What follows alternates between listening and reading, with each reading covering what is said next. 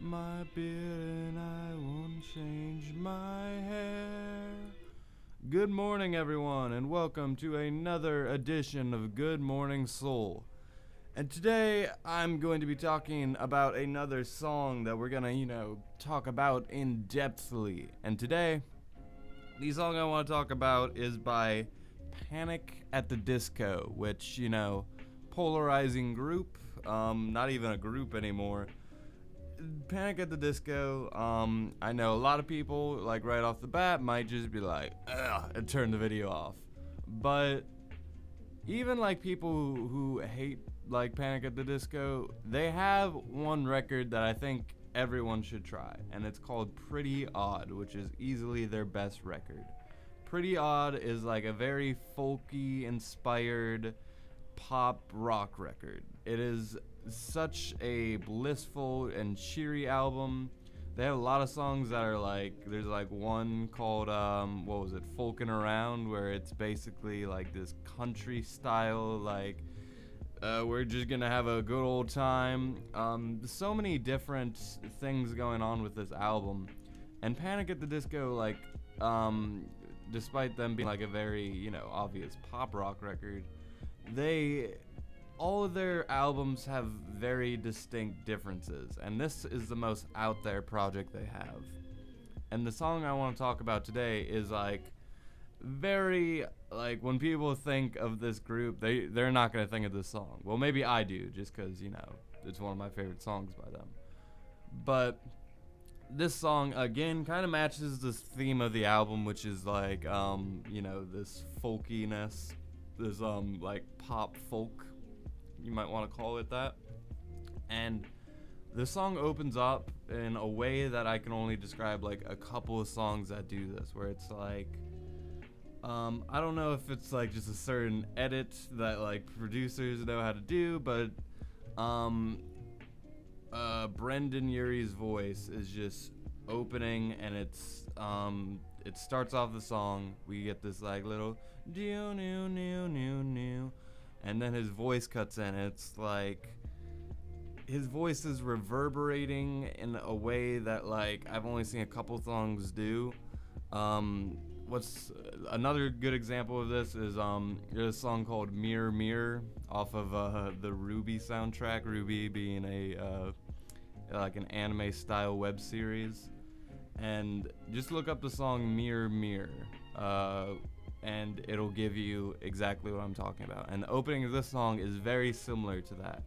And every song that has done this, I enjoy immensely. Like, I love this certain kind of vocal style where it's like, I won't cut my beard and I won't change my hair. But his voice is like echoing in a way that it sounds like he's like speaking in like a cathedral. And like it's a very, I don't even know how to describe it other than it like washes over you. But since I already broke into the lyrics, the intro of this song, the lyrics are, I won't cut my beard and I won't change my hair. It grows like fancy flowers, but it grows nowhere. My hair, my hair. And then the second half, which is, if I could build my house just like the Trojan horse, I put a statue of myself upon the shelf. Of course, of course. So this opening, which this song isn't that long. I think it's only like, let's see, it's like a 3.5-minute song. That's not bad. I think that's a normal song length. But this opening like takes a while. Like, and the opening and closing of the track is the exact same thing. But like that little part that I sing, like that takes a while. And then like the beat after that, like it goes into kind of the normal fashion of the album, like after this. And then we start just getting more guitars, more of the usual stuff in there, and then it becomes just like another happy, like go lucky, like day at the Folkland type of song, where it's like,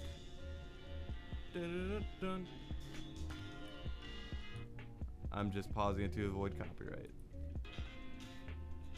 She's the smoke, she's dancing fancy pirouettes. Swan diving off the deep end of my tragic cigarette. She steams, laughing on the window panes, a never-ending swaying haze. Oh, that never smiling maze. Oh, that ever smiling maze. A ballet. Okay, so I haven't even like gone into the lyrics. The opening, I should talk about those lyrics first. The opening of the song, you know, I won't cut my beard and I won't change my hair. Like, the visualization of that, like, and just like his refusal to, like, I don't know. Like, whenever I think of this scene on like a metaphorical sense, it's like a completely white room and a like just bearded guy, like with a bunch of hair, and like he's saying he like refuses to change, and at the same time in the next lyric he's saying, if I could build my house like the Trojan horse, I'd put a statue upon the shelf of I put a statue of myself upon the shelf. So he's saying if I could build my house like this like gift work of art thing, that is also like shady, I guess, if you want to look at it that way, because the Trojan horse was, you know, used to be a fake gift that, you know, destroyed a city. So if he could build his house like that, you know, you just put a statue of himself on the shelf.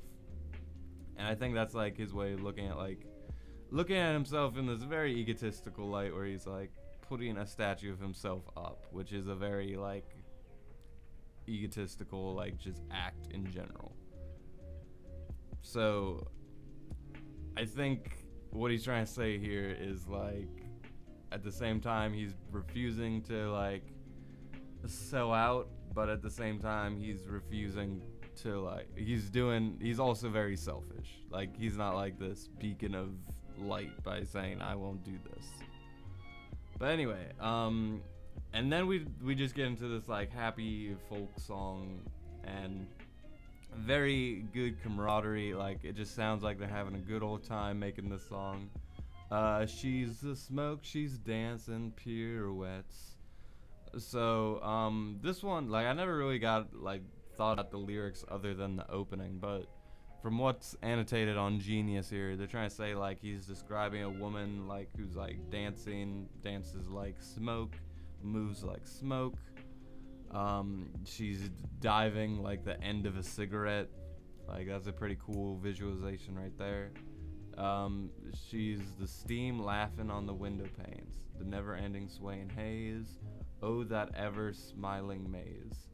So like describing her smile like a maze, and she also like, we get more of the visualization of her being like this ever-flowing, moving character, which has nothing to do with the opening or the ending.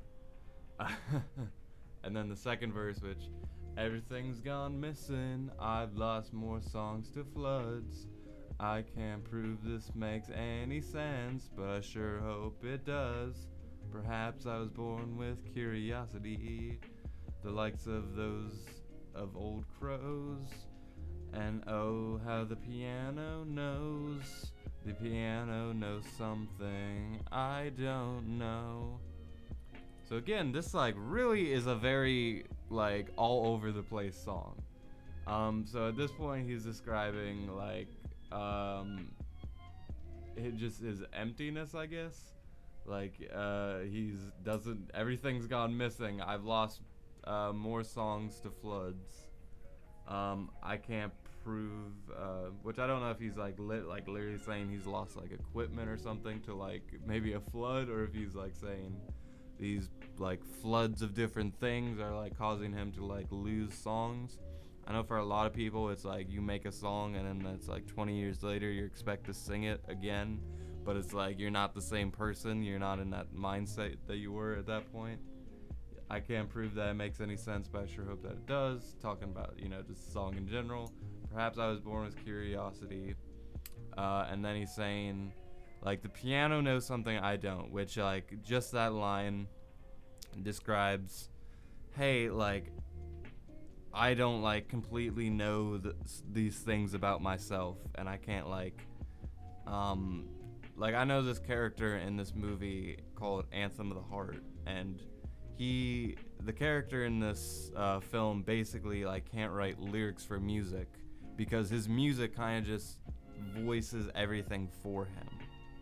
Like, I think that character played piano, so it's like all his emotions, all of like the things he can't like speak well, like and like articulate, his music kind of just does that for him.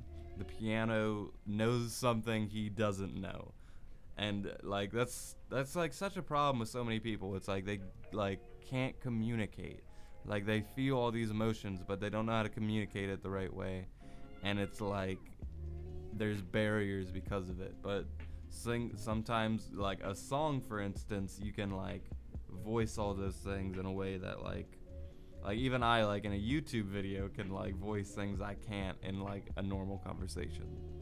So the outro, which is just the same lyric, but it's sounds a little bit different. It's a little bit more little bit more dramatic, a little bit more has some fatality to it. I had my speakers up a little too loud. I hope I didn't fuck up anyone's headphones. But yeah, it's a very pretty, very delicate song, very like emotional, very kind of sad. It's such like happy, sad songs. Half of these songs I feel like that are on my like songs I love list. They're just happy, sad songs, which this one is a little bit more dramatic because like the opening and ending are obviously very melancholy, and then like the middle is like this happy burst of she's a smoke, she's dancing fancy pirouettes. And I very much think that they like just group two different things together for the song, like the opening, ending, and then like a completely different song. Because like in the way like the instrumental like grooves into one another from the opening to like the middle, it like doesn't seem like, I don't know, I felt like it was they like forced it to kind of do that. But you know, it works for the better because like I think that's what adds so much to the song for me. Like I love the song so much just because of that opening. It has that vocal thing that I was talking about, and then I can also get like another, like there's like 15 songs on this project, and each of them are like these like joyous choruses and these like very happy, spacious songs. And it's like, okay, I get another one of those with this also very cool opening and ending, and it just meshes so beautifully. Anyway, that's why I love the song so much. I think that'll be it for today's episode. Thank you for listening as always, guys. You are the best. I'll see you tomorrow with another Good Morning Soul, and until then, with that, I leave you.